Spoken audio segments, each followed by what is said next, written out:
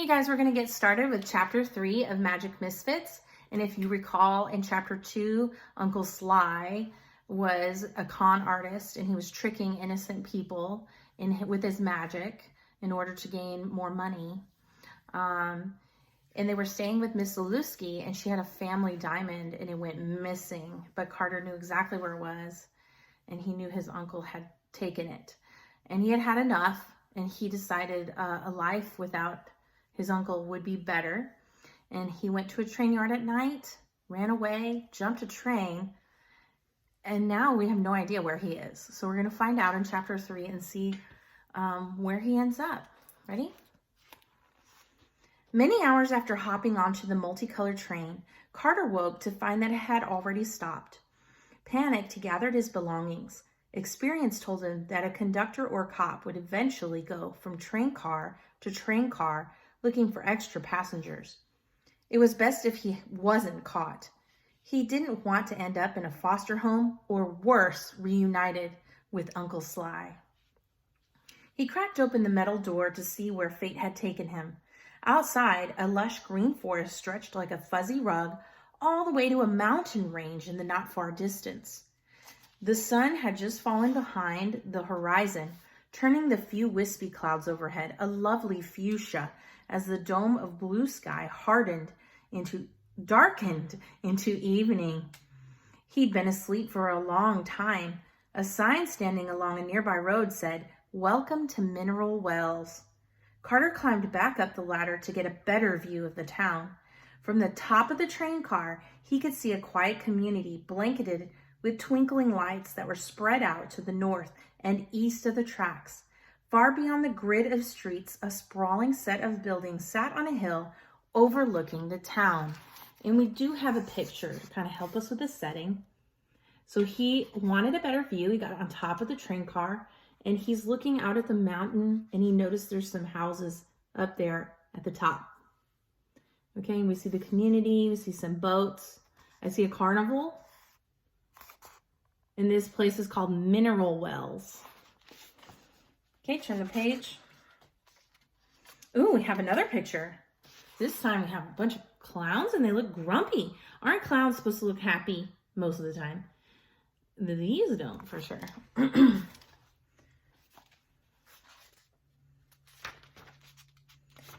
Okay, so it continues the sentence.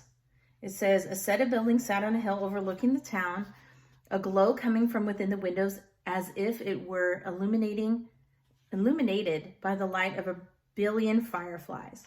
Closer to the train yard, across the wide gravel lot, and just west of the twinkling town, was an enormous fairground where the bright lights of a traveling circus were just beginning to blink on.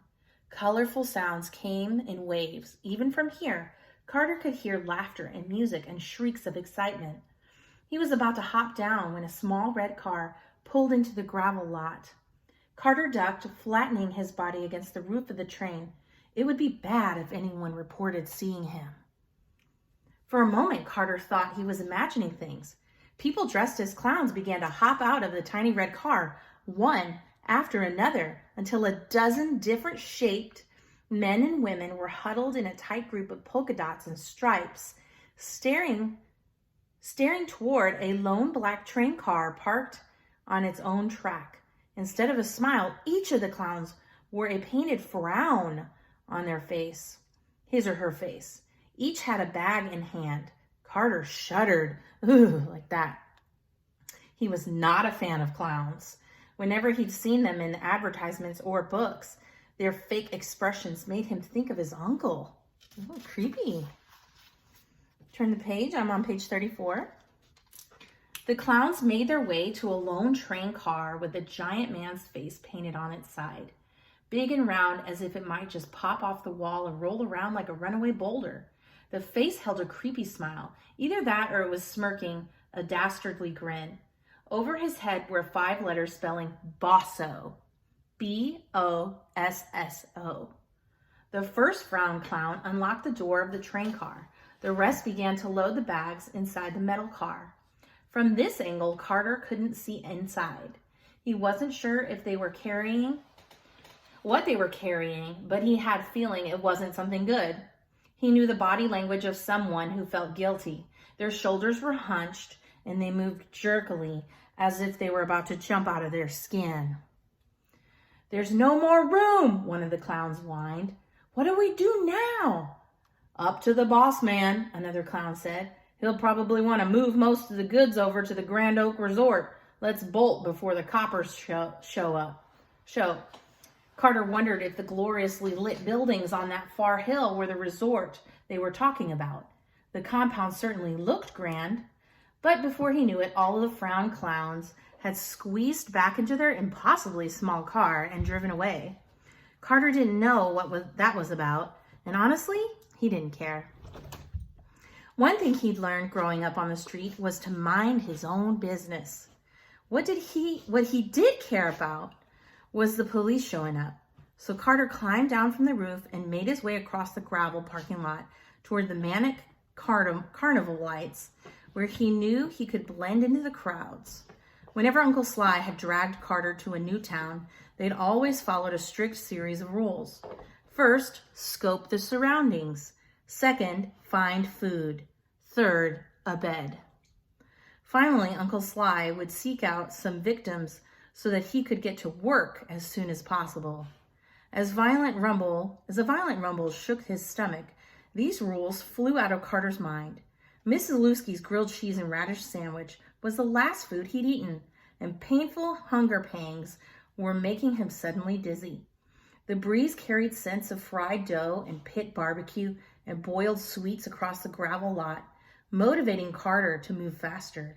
When he bent down to check how much of his emergency money was left in his shoe, he gasped in horror. The stash was gone. Memories of yesterday flickered through his brain like film images in a clunky old projector. Had Uncle Sly anticipated that Carter might run away and stolen his stash in advance? Or maybe Carter had been so upset about Miss Zalewski's diamond, he'd forgotten to remove his money from his pillowcase and shove it back into his shoe, as he had done every morning since he could remember. Whatever happened, it didn't matter now. He was broke. As Carter approached the source of laughter and music and jovial shrieking, his senses were quickly overwhelmed, which was a good thing. It gave him something to concentrate on other than his empty stomach and his swimmy vision. Bright lights spun around the Ferris wheel and merry-go-round. Stage lights lit the red and white tents. Young couples lined up for cotton candy and shows, while children called to their parents for more tickets. Games cried out, "Rat-bang-clang," and "ding, ding, ding." "We have ourselves a winner," someone shouted with glee. Dozens of other voices said, "Better luck next time." Carter strolled beneath a giant sign that read, "Welcome to BB Bosso's Carnival Spectacular." A carnival spectacular. I'm going to stop and think about that. It reminds me of like the rodeo, or how it looks on TV when you see the rodeo. Oh man, I really miss it. Or any other kind of carnival, if you've been to a school carnival, or anything that has like games. Sometimes a field day might have a game, and popcorn and cotton candy. I know my school had cotton candy, remember? Yeah. So when the author describes it so well like this, it's like I feel like I'm there, right? Back to the story on page 37, right underneath the sign. Bosso! That was the name from the metal car in the train yard. The puzzle pieces were starting to fit. The clowns in the tiny car were probably dropping off stuff from the carnival. Costumes, wigs, juggling pins, jars filled with leftover ketchup. But why keep the train car so far from the rest of the carnival? It didn't matter. Carter knew the best way to make it to tomorrow was to keep walking. The smell of fried grease grew stronger, and the ground became sticky wherever he stepped. Carter's stomach roared, the salty and sweet aromas mixing in the air made his mouth water. Something that Uncle Sly said zipped back into his brain. Just wait until your belly rumbles and you're so hungry you can't see. So he's having a memory of his uncle saying that. You'll be stealing more than necklaces in no time. What if Uncle Sly had been right about that? With no money, nothing to eat, and a growing sense of desperation, Carter wondered how he'd keep himself from breaking his code that very evening. He could have easily used his talents to acquire some carnival tickets, but he didn't steal, which included tricking people into giving him something for nothing. However, if he fainted, someone might call the cops. Welcome, one and all, to the greatest show, the Side of Appalachian Trail. A sideshow barker echoed through a cone from at the top of the podium. The thin man looked like a stick figure, yet his voice boomed like he was a giant.